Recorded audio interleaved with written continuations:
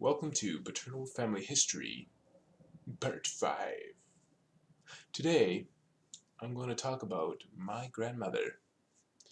She was a fairly religious person, and most people were back then. It was very popular. The evidence of this would come out whenever she was scared. At the first sign of a thunderclap, she would get everyone to pray the rosary, and when she was really frightened, she would speak in German. And my dad was the only person who could understand what the heck she was saying most of the time. She liked to tell tales about her maidenhood in Germany. This is something that my dad picked up. From her. He would tell tales as well, and I'm telling a story right now. But he would later find out that her stories had moral implications to different situations, whereas, I just, you know, BS my way through life. The first story is about a non-believer who used to be somewhat familiar with the nuns at the local convent, and they used to pray for him every single day. On his deathbed, he received the last rites and special sacraments that go along with that. And they wondered, well, why are you entitled to this? You don't even believe in God. He didn't say anything at first, but he would later admit that when he passed by their convent, he would often tip his hat to the statue of Mary and smile at her. They felt that this act entitled him to an afterlife of eternal bliss, which was great, obviously, right? But on the other side of things, there was a fellow who hated God in the hospital. He demanded that they take the cross off that wall that hung above his bed. And they didn't listen to him. I mean, let's face it, what woman listens to a man, right?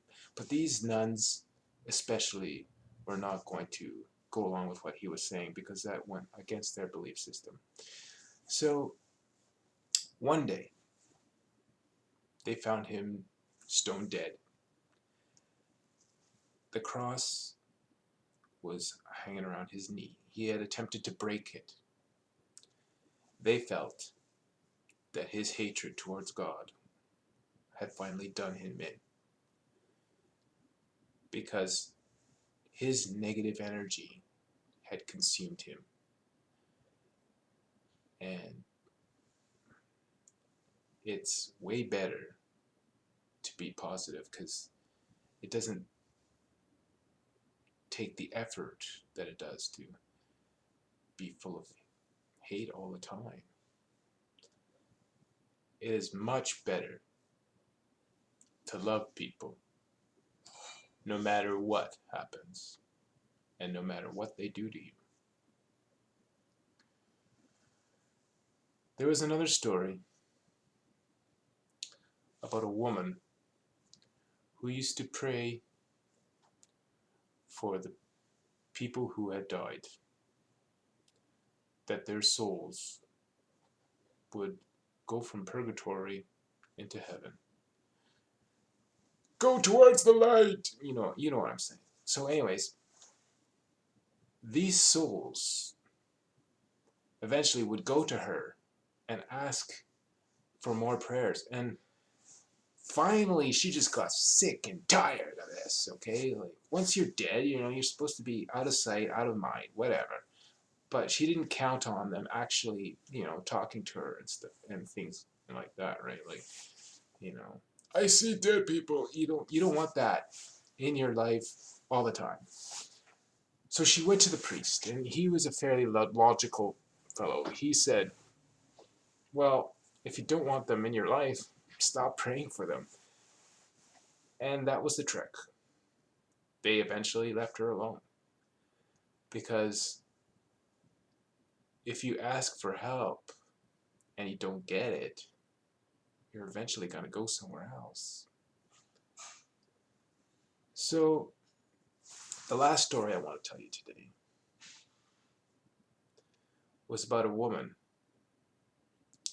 who went to church early, and that was quite easy to do because rich people had, pocket watches. There was no cell phones, there was no digital clocks or anything like that.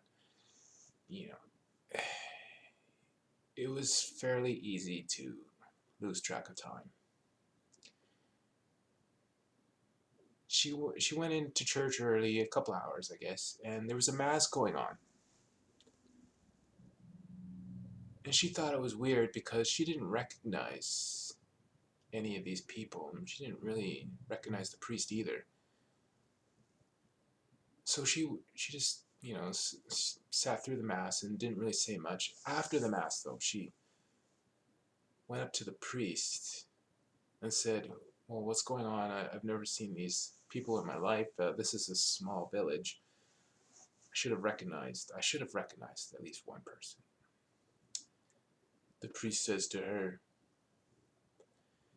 "These people that have attended Mass today were the souls of unborn children that were meant to go to religious families and attend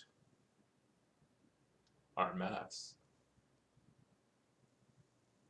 And this, really freaked her out, of course. You know, who expects that kind of thing?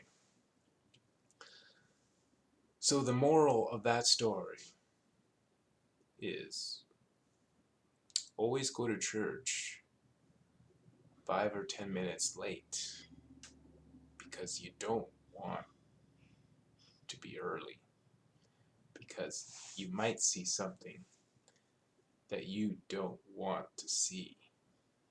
And that woman was never early again. Alright, that's it for today. Ciao.